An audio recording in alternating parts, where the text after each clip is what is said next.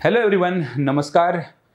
जसं आपण natural सायन्सेसमध्ये pressure, temperature, volume किंवा ग्रॅव्हिटी हे सगळं काही मोजू शकतो, तसं आपण सोशल सायन्सेस किंवा समाजशास्त्रामध्ये समाज मोजू शकतो का? समाजामधले संबंध मोजू शकतो का?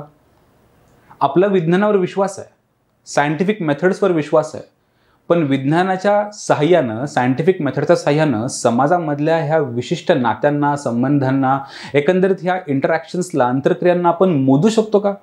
ह्याच प्रश्नावर आज आपण डिस्कस करायला आलो आहेत आपल्या समाजशास्त्र वैकल्पिक विषयाच्या नव्यानं सुरू झालेल्या सोशल माइंड्स नावाच्या सिरीजमध्ये. सोशल माइंड्स ही जी सिरीज आहे, ह्या सिरीजमध्ये आपल्याला आपल्या सिलेबसमध्ये असलेले सोशलॉजिकल थिंकर्स आणि त्या प्रत्येक थिंकरनं त्या सिलेबसमध्ये मेन्शन केलेली की कन्सेप्ट ह्यावर आपल्याला डिस्कस करायचं आहे. खूप कमी शब्दांमध्ये एक्झॅक्टली त्याचा गाभा, त्याचा क्रक्स समजून घ्यायचा आहे. ह्यासाठी नव्यानं सुरू केलेल्या सोशल माइंड्सच्या सिरीजमध्ये तुम्हा सर्वांचं मी सत्यजित हिंगे ज्ञानदीप अकॅडमीच्या ह्या प्लॅटफॉर्मवर स्वागत करतो. ही सिरीज रोज रात्री 8 वाजता असणार आहे. 8 वाजता तुम्हाला प्रामाणिकपणानं 10 ते 15 मिनिट समाजशास्त्रासाठी डेडिकेट करायचे आहेत, ज्यावर तुम्हाला सोशलॉजिकल थिंकर्स, आपल्या सिलेबसमधले 9 थिंकर्स ह्या सगळ्यांची आयडिया सोप्या भाषेमध्ये नेमकं काय म्हणायचं हे समजून घ्यायचं आहे. अशी ही रोज चालणारी सिरीज आजपासून आपण सुरुवात करतोय आणि मी अत्यंत आनंदानं तुम्हा सर्वांचं तिथे स्वागत करतोय. हा एपिसोड 1 जो आपला असणार आहे, ह्या एपिसोड 1 मध्ये आपण आज डिस्कस करणार आहोत की समाजशास्त्रामध्ये वेगवेगळ्या विचारसरणी कोणत्या आहेत, वेगवेगळे पर्स्पेक्टिव्ज कोणते आहेत, समाजशास्त्र हे सायन्स, विज्ञान आहे की नाही, आणि ह्यावरच संपूर्ण सोशलॉजी डिपेंडंट आहे. ह्या डिबेटवर, ह्या आयडियावर, आजच्या एपिसोडवर संपूर्ण पुढचे सगळे एपिसोड्स आणि थिंकर्स ह्यांचे दृष्टिकोन आणि पर्स्पेक्टिव्ज डिपेंडंट आहे. म्हणून मला असं वाटलं की आपण थिंकर्स सुरू करण्याआधी हा एपिसोड नक्की घ्यायला हवा की ह्या थिंकर्सची मूळ विचारसरणी कोणती आहे. आपण जे काही Durkheim, Karl Marx, Max Weber, Alfred स्क्रूड्स म्हणा, मीड म्हणा, हे सगळं काही जे शिकणार आहोत आपण पुढे, हे सगळ्यांचा जो वैचारिक जो मूळ आहे, वैचारिक जे काही तुम्हाला रूट सापडतील ते आजच्या एपिसोडमध्ये सापडतील. म्हणून समाजशास्त्राची सुरुवात करताना समाजशास्त्रामध्ये कुठले कुठले विचार हे आपल्याला प्रामुख्याने अभ्यास करता येऊ शकतात, ह्याच्यासाठी आज आपण सगळेजण सोबत भेटतो आहोत. आपल्या आजच्या एपिसोडचं नाव आहे द मेजर थेरॉटिकल स्ट्रँड्स आणि आपल्या ऑफिशियल सिलेबसमध्ये हा चॅप्टर 2 मधला टॉपिक आहे. ओके, चॅप्टर 2 मधला, ज्यातनं संपूर्ण समाजशास्त्राची ओळख होते. मी माझ्या विद्यार्थ्यांना प्रत्येक बॅचलाही सांगतो की समाजशास्त्रामध्ये 2 चॅप्टर खूप इम्पॉर्टंट आहेत. त्यातला चॅप्टर 2 पेपर 1चा आणि चॅप्टर 4 म्हणजे थिंकर्सचा, ह्यावर सगळं समाजशास्त्र आहे.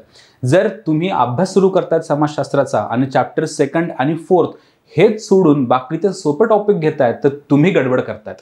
म्हणून हे सगळं काही सोपं करायचं असेल तर आपण ही सोशल माइंड्स नावाची सिरीज सुरू करतोय, ज्यामध्ये मला तुम्हाला आज डिस्कस करायचं आहे की नेमकं समाजशास्त्र आहे काय, ते कसं उगम पावलं, आणि त्याचबरोबर समाजशास्त्रामध्ये कुठले कुठले पर्स्पेक्टिव्ज आहेत आणि हे डर्कीम, कार्ल मार्क्स हे कुठल्या विचारसरणीचे नेमके आहेत हे आज आपण डिस्कस करूया. 19व्या शतकाची सुरुवात होईपर्यंत, 19th सेंचुरी, पुलाखालून बरंच पाणी गेलं होतं. ह्याची पहाट होईपर्यंत समाजानं खूप सारी परिवर्तनं बघितली होती. ही परिवर्तनं कोणती? एस्पेशली नुकतीच घडलेली फ्रेंच रिव्होल्यूशन, नुकतीच घडलेली किंवा सुरू असलेली इंडस्ट्रियल रिव्होल्यूशन. ह्या फ्रेंच आणि इंडस्ट्रियल रिव्होल्यूशननं समाजामध्ये आमूलाग्र बदल घडवून आणले. खूप सिग्निफिकंट चेंजेस होते ते. फॅमिली बदलली, कुटुंब बदलले, विवाह बदलले, राईट, नातेसंबंध बदलले, नव्यानं शहरं उभं राहिली, प्रोडक्शनच्या नवीन मेथड्स उभा राहिल्या, टेक्नॉलॉजीज समोर आल्या, कामगार आणि मालक वर्गाचे संबंध बदलायला लागले, राईट, आणि काही नवीन समस्या पण निर्माण झाल्या, जसं की आर्थिक असमानता, राईट. त्याचबरोबर तुमच्या उपासमार, बेरोजगारी, ह्या सगळ्या समस्या समाजामध्ये निर्माण व्हायला लागल्या आणि समाजानं एक नवीन रूप घ्यायला सुरुवात केली होती. ह्या फ्रेंच आणि इंडस्ट्रियल रिव्होल्यूशनच्या सुरुवातीला, म्हणजे ह्याची सुरुवात होण्याआधी अजून काही महत्त्वाच्या घटना घडल्या होत्या. त्या घटना म्हणजे सायंटिफिक रिव्होल्यूशन, म्हणजे वैज्ञानिक क्रांती. ह्या सायंटिफिक रिव्होल्यूशननं फिजिक्स, केमिस्ट्री, मॅथमॅटिक्स, बायोलॉजी ह्या सगळ्या डिसिप्लिन्समध्ये, इन्क्लुडिंग ॲस्ट्रॉनॉमी, ज्याला आपण खगोलशास्त्र म्हणतो, ह्यामध्ये खूप महत्त्वाचे बदल घडून आणले. जसं की आधी चर्च म्हणजे धर्मसंस्था सांगायची की जी पृथ्वी आहे, ह्या पृथ्वीच्या सेंटरला मानव राहतो आणि संपूर्ण युनिव्हर्सच्या सेंटरला पृथ्वी आहे, पण आपण ॲस्ट्रॉनॉमी किंवा सायन्सेसच्या आधारे हे प्रूव्ह केलं की it is wrong. Actually the truth is की पृथ्वी ही सूर्य नावाच्या स्टार भोवती फिरते, इट रिव्हॉल्व्स अराउंड द सन. आणि असे लाखो मिलियन्स अँड बिलियन्स स्टार्स ह्या संपूर्ण युनिवर्समध्ये आहेत. म्हणजे पूर्ण युनिवर्सचा सेंटरला आपण तर नाही आहेत. Okay, we are just a dust, just particle of dust of it. ह्यावरून मानवाची विचार करण्याची पद्धत बदलली. आधी मानवाला, आपल्या माणसाला वाटायचं, धर्मसंस्था सांगायची की देवानं मानवाला जन्म घातलाय. पण डार्विननं हे सर्वांना प्रूव्ह करून दाखवलं की नाही, देवानं नाही, आपण इव्होल्युशनमधून जन्म घेतलाय किंवा इव्होल्युशनवरून इथपर्यंत आलोय. मानवाचा जन्म हा उत्क्रांतीमधून झालाय आणि आपले पूर्वज होमोसेपियन्स वगैरे वगैरे किंवा हे माकडांच्या प्रजाती होते, राईट. तर आपल्या इव्होल्युशनमधून किंवा फिजिक्स, केमिस्ट्री, मॅथमॅटिक्सच्या सगळ्या ह्या सायन्सेसच्या शोधांमधून मानवाची समाजाकडे बघण्याची, सत्याकडे बघण्याची दृष्टीच बदलली होती. ह्याच्यासाठी त्याआधी घडलेली एक इम्पॉर्टंट इव्हेंट कारणीभूत आहे. ती कारणीभूत असणारी इव्हेंट म्हणजे एनलायटनमेंट अँड रेनेसा, ज्याला आपण प्रबोधन काळ म्हणतो, ज्याला आपण एक वैचारिक क्रांती म्हणतो. ह्या काळामध्ये वेगवेगळ्या विचारवंतांनी, जसं की वोल्टेअर असो, रूसो असो, ह्या सर्वांनी समाजाकडे दृष्टिकोन बदलण्याची मदत केली. जसं की प्रश्न विचारायला सुरुवात केली. Why it is this, why it is like that, prove me this. हे मला समजून सांगा की खरंच असं कसं काय, राईट. देवानं मानवाला जन्म घातलाय ना, तर प्रूव्ह करून दाखवा. अशा पद्धतीच्या ह्या सगळ्या इव्हेंट्सला आपला समाज हा विटनेस करत होता. आणि ह्या सगळ्या इव्हेंट्सचा परिणाम म्हणजे समाजशास्त्राचा उगम आहे. कुठल्या कुठल्या events, for example scientific revolution म्हणजे वैज्ञानिक क्रांती, त्याचबरोबर इंडस्ट्रियल रिव्होल्युशन, त्याचबरोबर फ्रेंच रिव्होल्युशन, आणि ह्या आधी घडलेलं सर्वात महत्त्वाचं म्हणजे एनलायटनमेंट, म्हणजे त्याला आपण प्रबोधन काळ म्हणतो. प्रबोधनाचा काळ असतो म्हणजे काय, की मानव आता वैज्ञानिक दृष्टिकोनातून समाजाकडे बघणार आहे, प्रश्न विचारणार आहे आणि जे योग्य वाटते त्यावर रॅशनॅलिटी समोर ठेवूनच विचार करणार आहे. प्रबोधन. आणि त्याचबरोबर तुम्हाला दिसेल रेनेसा. ओके, ह्या सगळ्या इव्हेंट्समुळे मानवाच्या विचार करण्याच्या पद्धतीमध्ये आमूलाग्र बदल झाला. एकंदरीत ह्यामुळे काय झालं, मानवाची वैचारिक क्रांती झाली, राईट. वैचारिक क्रांती. आणि ह्या इंटेलेक्च्युअल रिव्होल्युशनमुळे मानवाला आता समाजाविषयी देखील प्रश्न पडायला लागले की समाजामध्ये हे काय, दारिद्र्य कसं काय उद्भवतं, कुटुंब कुठून जन्म घेतला असेल, विवाह कुठून आला असेल, आपण का विवाह करतो, ही शिक्षण संस्था काय, समाज कुठून उगम पावला, तो चालतो कसा, तो बदलतो कसा. ह्या सगळ्या गोष्टींवर, सामाजिक प्रश्नांवर, समाजामध्ये दिसणाऱ्या सत्यावर मानवानं प्रश्न विचारायला सुरुवात केली. आणि ह्याचाच पुढे जो फायदा झाला, समाजशास्त्राच्या उगमाला त्याचा उदय झाला, राईट. तर ह्या वैचारिक क्रांतीमुळे आता मानव विज्ञानवादी बनलाय. काय, विज्ञानवादी. विज्ञानवादी ह्याचा अर्थ की जसं विज्ञान, फिजिक्स, केमिस्ट्री, मॅथमॅटिक्स, बायोलॉजी, हे सगळे जे सायन्सेस आहेत, नॅचरल सायन्सेस, ते कसे त्यांच्या सब्जेक्ट मॅटरचा अभ्यास करतात. They observe the concept. Okay, they observe the thing, they collect data, they analyse data, आणि त्या डाटावरनं काय करतात ते की थिअरी मांडतात. म्हणजे काय करतात, दे गो फॉर ऑब्जेक्टिव्ह अनालिसिस किंवा ऑब्जेक्टिव्ह ऑब्झर्वेशन. त्यानंतर दे कलेक्ट डेटा, त्याचा ते अनालिसिस करतात आणि अनालिसिसवर बेस्ड ऑन दॅट ते एक थिअरी मांडतात. ह्याला आपण वैज्ञानिक पद्धत म्हणतो, ह्याला आपण सायंटिफिक मेथड म्हणतो. जसं की न्यूटन जसा ॲपलच्या झाडाखाली बसलेला असताना त्या डोक्यामध्ये जे ॲपल पडलं, ह्या ॲपल पडल्यानंतर त्यानं नक्कीच विचार केला, ऑब्झर्व केलं ऑब्जेक्टिव्हली, त्यानं डाटा गोळा केला की असं का होतंय, माझ्या डोक्यामध्ये ॲपल का पडलं, वर का नाही गेलं, तिरपं का नाही गेलं, राईट. अनालिसिस केली आणि मग त्यावरनं त्यांनी थिअरी मांडली की ग्रॅव्हिटेशनल फोर्सबद्दलची, M1 M2/r². आता तुम्हाला काय वाटतं, F is equal to ma, right. ही जी थिअरी आहे की F is equal to mass into acceleration किंवा E is equal to mc², हे कुठून आलंय, हे कुठून आलंय, ह्या प्रोसेसमधनं आलंय. ऑब्जेक्टिव्ह डाटा गोळा करणं, ऑब्झर्व करणं, अनालिसिस करणं, थिअरी मांडणं, आणि ह्याला आपण काय म्हणतो, वैज्ञानिक पद्धत किंवा सायंटिफिक मेथड.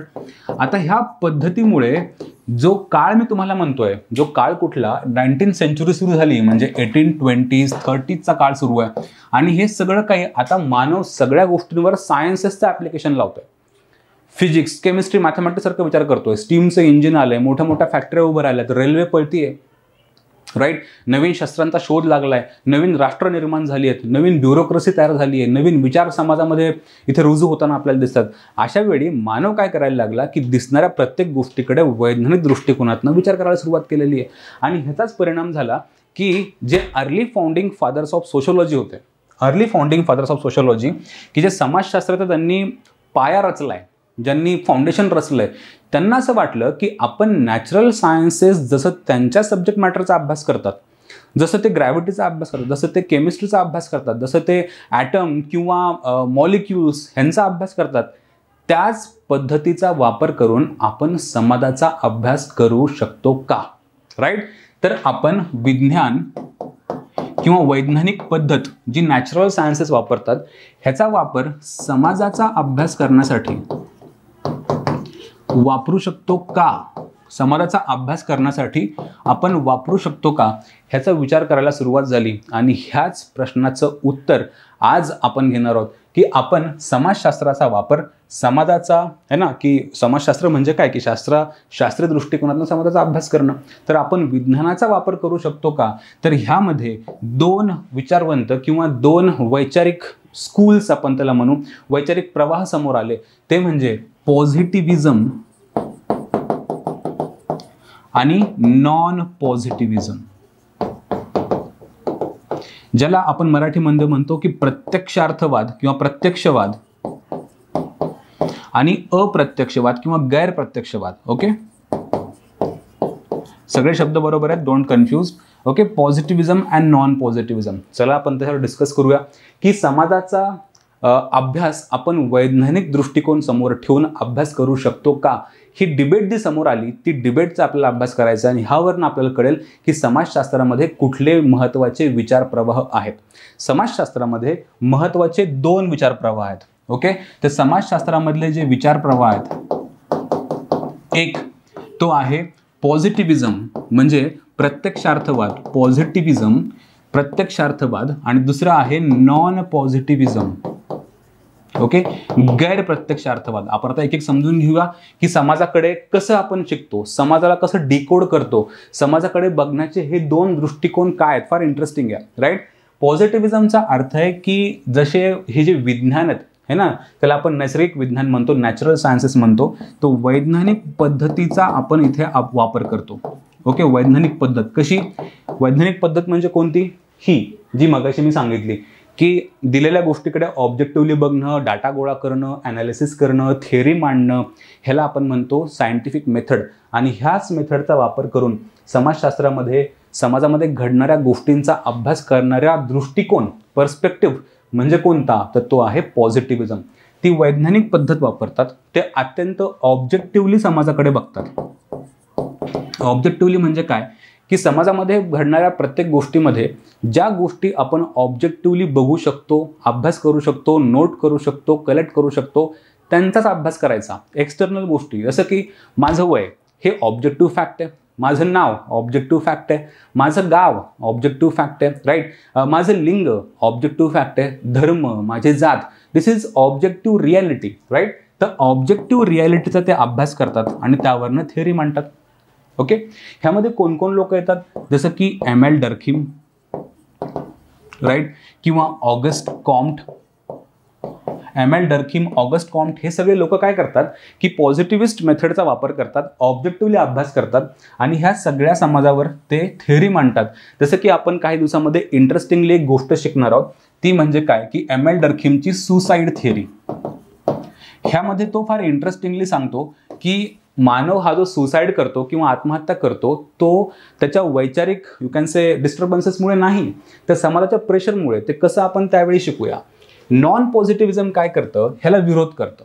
नॉन पॉझिटिव्हिजम म्हणतं की तुम्ही फार आर्टिफिशियली समाज शिकतात, तुम्ही फक्त एक्सटर्नल गोष्टी बघतात, ज्या ऑब्जेक्टिव्हली बघू शकतात तेच बघतात, दिसतात तेवढंच बघतात. पण what about values, what about feelings, what about emotions, what about the subjective things जे की आपण मेजर करू शकत नाही. म्हणून नॉन पॉझिटिव्हिजम काय करतं? नॉन पॉझिटिव्हिजम अशा गोष्टींचा अभ्यास करतं, विचार सब्जेक्टिव्ह इन नेचर. सब्जेक्टिव्ह जसं की फिलिंग्स, ओके, किंवा व्हॅल्यूज मूल्यांचा अभ्यास करतं, किंवा इमोशन्स, ओके, मिनिंग्स नेमका त्याचा अर्थ काय होता ह्याचा अभ्यास ते करतात. ओके, सब्जेक्टिव्ह गोष्टींचा अभ्यास करतात. राईट. तो समाजशास्त्रामध्ये दोन मेजर पर्स्पेक्टिव्ह आहेत. एक आहे पॉझिटिव्हिजम ज्याला आपण प्रत्यक्षार्थवाद म्हणतो, आणि दुसरा आहे नॉन पॉझिटिव्हिजम, ज्याला आपण अप्रत्यक्षार्थवाद किंवा गैरप्रत्यक्षार्थवाद असा शब्द वापरतो. आता ह्या प्रत्यक्षार्थवादाचा अर्थ कळाला की सायंटिफिक मेथडचा वापर करतील आणि हे सायंटिफिक मेथडला विरोध करतील. ते म्हणतील तुम्ही नॅचरली शिका. कसं शिका? त्या समाजामध्ये जा, डिस्कस करा, इंटरव्ह्यू घ्या, राईट, अनस्ट्रक्चर्ड किंवा पार्टिसिपंट ऑब्झर्वेशन, तिथे जाऊन शिका की नेमकी त्यांनी का ही घटना घडून आणली आहे, नेमकी ही कृती का केली आहे, हे शिकण्यासाठी नॉन पॉझिटिव्हिजमची निर्मिती आपल्याला झालेली दिसते. ह्यामध्ये जो पॉझिटिव्हिजम आहे ह्याला आणखी 2 डिसिप्लिनमध्ये आपण डिवाइड करतो. तो आहे स्ट्रक्चरल फंक्शनलिझम किंवा त्याला आपण मराठीमध्ये शब्द वापरतो संरचनात्मक प्रक्रियावाद. ओके. आणि दुसरं आहे कॉन्फ्लिक्ट थिअरी. कॉन्फ्लिक्ट राईट, ज्याला आपण म्हणतो संघर्षात्मक सिद्धांत. थोडासा अनफॉर्च्युनेटली पहिलाच एपिसोड सुरू आहे पण अनकम्फर्टेबल फील होत आहे AC बंद असल्यामुळे due to some technical errors, आणि पूर्ण असा दमट इथं वातावरण झालेलं आहे. बट माझी कमिटमेंट होती, तर आज मला हा कुठल्याही हालतीमध्ये एपिसोड बनायचा होता. Just don't mind my face and etcetera, because थोडं घाम येण्यासारखं होतं आहे कारण AC इथे कम्प्लिटली बंद आहे. Really sorry about that, but I am on the board also. Okay. तो पॉझिटिव्हिजममध्ये आपण 2 डिसिप्लिन्सचा अभ्यास करतो. एक स्ट्रक्चरल फंक्शनलिझम, संरचनात्मक प्रक्रियावाद किंवा प्रक्रियार्थवाद, आणि कॉन्फ्लिक्ट म्हणजे संघर्षात्मक सिद्धांत. परत बघा, समाजशास्त्रामध्ये मेजर पर्स्पेक्टिव्ह कुठले? एक पॉझिटिव्हिजम प्रत्यक्षवाद, दुसरा अप्रत्यक्षवाद. आणि मग ह्या प्रत्यक्षवाद मी परत वाटलं एकदा सोपी करून डायग्राम काढतो की लेट्स से दिस इज समाजशास्त्र, 2 डिसिप्लिन. ओके. प्रत्यक्षवाद, गैरप्रत्यक्षवाद किंवा अप्रत्यक्षवाद, राईट. ह्यामध्ये पुन्हा 2 डिसिप्लिन्स येतात, 2 विचार. कुठले? संरचनात्मक प्रक्रियावाद, राईट, स्ट्रक्चरल फंक्शनलिझम किंवा संरचनात्मक प्रक्रियावाद, आणि दुसरा येतो कॉन्फ्लिक्ट पर्स्पेक्टिव्ह, कॉन्फ्लिक्ट किंवा संघर्षात्मक सिद्धांत. ओके. आता हे 2 आयडिया काय आपण थोडक्यात शिकून घेऊया. समाजामध्ये जे काही, आता बघा, लुक ॲट दॅट, माझ्या बॉडीकडे आपण इमॅजिन करू की माझ्या बॉडीमध्ये खूप सारे ऑर्गन्स आहेत. मला एक डोकं आहे, स्केलेटन आहे, मला हात आहेत, मला पोट आहे, पाय आहे, मला गुडघे आहेत, आणि ह्या प्रत्येक ऑर्गनचं एक विशिष्ट काम आहे, एक विशिष्ट स्पेशल काम दिलेलं आहे. म्हणजे पायाचं काम आहे चालणं, हाताचं काम आहे काम करणं, लिहिणं, राईट. माझ्या तोंडाचं काम आहे बोलणं, खाणं, पोटाचं काम आहे ते पचवणं, डोक्याचं काम आहे सगळं ऑर्गनाईज करणं. म्हणजे प्रत्येक ऑर्गनला आपण काम दिलेलं आहे. आता हे प्रत्येक ऑर्गनचं काम प्रत्येक ऑर्गन व्यवस्थित पार पाडतोय म्हणून माझी बॉडी प्रॉपरली टिकून आहे, ती चालतीये. एक्झॅक्टली असा समाज पण असतो. समाजामध्ये सुद्धा वेगवेगळे ऑर्गन्स आहेत, जसं की कुटुंब, विवाह, शिक्षण, धर्म, राज्य, अर्थ. प्रत्येक ऑर्गन आपापलं काम करतोय आणि ह्या प्रत्येक ऑर्गनचं नेमकं काम काय आहे हे शिकणारी संस्था, हे शिकणारा विचार प्रवाह म्हणजे संरचनात्मक प्रक्रियावाद. जसं की शिक्षण संस्थेचा पॉझिटिव्ह रोल काय की ज्यानं समाज चालतोय, किंवा कुटुंबाचा असा पॉझिटिव्ह रोल काय, प्रक्रिया त्याला आपण शब्द वापरतो. तर प्रक्रिया म्हणजे काय किंवा प्रकार्य म्हणजे काय की पॉझिटिव्ह रोल त्यांचा, पॉझिटिव्ह रोल. ओके. तर धर्माचं काम काय, कुटुंबाचं काम काय, विवाहाचं काम काय, राईट, अर्थसंस्था कशी पार पाडतीये, you can say political structures कसे काम करतात, पॉझिटिव्हली कसं कॉन्ट्रीब्यूट करतात, ही शिकणारी आपली विचारसरणी म्हणजे कुठली? संरचनात्मक प्रक्रियावाद. ह्याच्या विरुद्ध, एक्झॅक्टली विरुद्ध, ते आहेत संघर्षवादी सिद्धांत.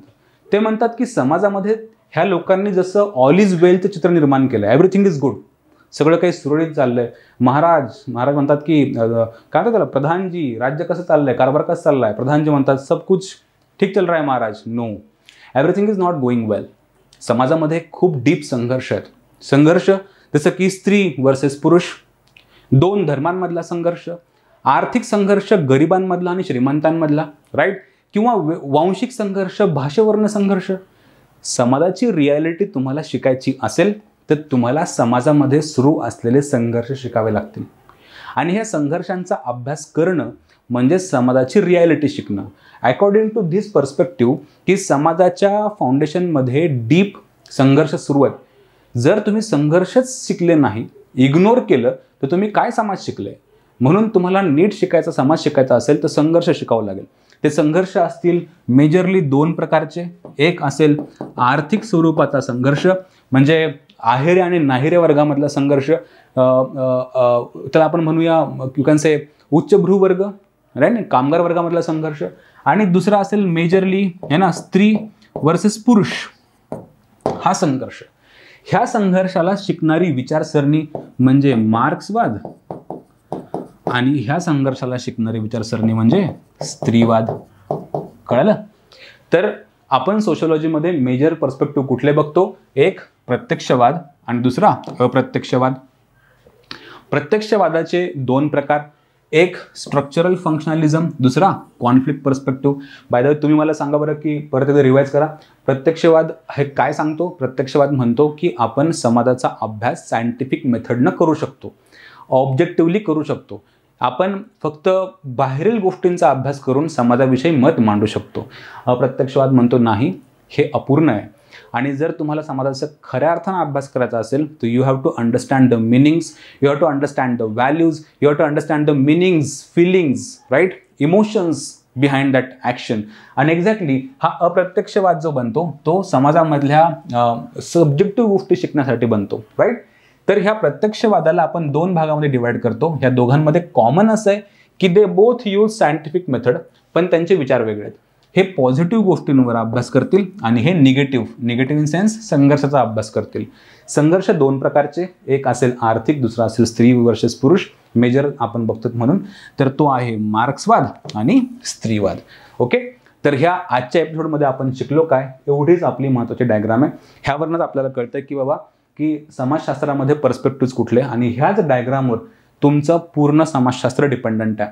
जसं की आता मी थोडक्यात बोलतो, marks, Karl Marx, AR Desai हे ह्या विचारसरणीचे मार्क्सवादी आहेत ऑफकोर्स. ॲडिशनली ML डर्खिम जो आपण शब्द वापरणार, ML डर्खिम हा संरचनात्मक प्रकार्यवादी प्रत्यक्षवादी आहे. GH मीड हा अप्रत्यक्षवादी आहे. आता तुम्ही हे सगळे लोक शिकायचं बाकी आहे, तरी मी तुम्हाला विचारतो, GH मीड जर अप्रत्यक्षवादी असेल तर तो काय म्हणत असेल? तो म्हणत असेल की समाजाचा अभ्यास तुम्हाला करायचा असेल तर you cannot ignore feelings, you cannot ignore emotions, you cannot ignore values, you have to study them. म्हणून समाजाचा अभ्यास करायचा असेल तर मूल्यांचा, अर्थाचा, फिलिंग्सचा अभ्यास करणं हे फार महत्त्वाचं आहे. अशा पद्धतीचं आपण आता हे सगळे कीवर्ड्स इथून पुढे थिंकर्समध्ये वापरणार आहेत. तुम्हाला वेळोवेळी मी ही डायग्राम रिवाइज करून देत जाईल. पण आपला डिबेट तर काही संपला नाही. ओके, आपला डिबेट कुठून सुरू झाला होता? आपला प्रश्न सुरू झाला होता, can we use right scientific methods okay to study society करू शकतो का? राईट. आणि दोन उत्तर समोर आले, डिबेटला दोन पक्ष समोर आले. एक म्हणला येस की we can use scientific method, दुसरा म्हणला नो. येस वाले कोण होते? They were पॉझिटिव्हिस्ट्स.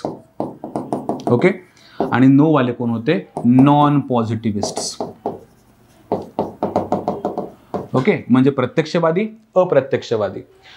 प्रत्यक्षवादाचा जर अभ्यास केला तर आपल्याला दिसतं की हा त्यांनी विज्ञानाला समाजशास्त्राला एक वैज्ञानिक पद्धत मिळवून दिली, टेक्निक सांगितली, सब्जेक्ट मॅटर दिला की तुम्हाला अभ्यास कसा करायचा आहे, आणि त्यांचं बऱ्याच अनुषंगानं ऑब्झर्वेशन्स खरे निघले राईट. आता हे कसे निघले खरे आपण डर्खिम वगैरे हळूहळू शिकणार आहेत. पण येस, बहुतांशी पॉझिटिव्हिझम सुद्धा लागू पडतं समाजशास्त्रामध्ये.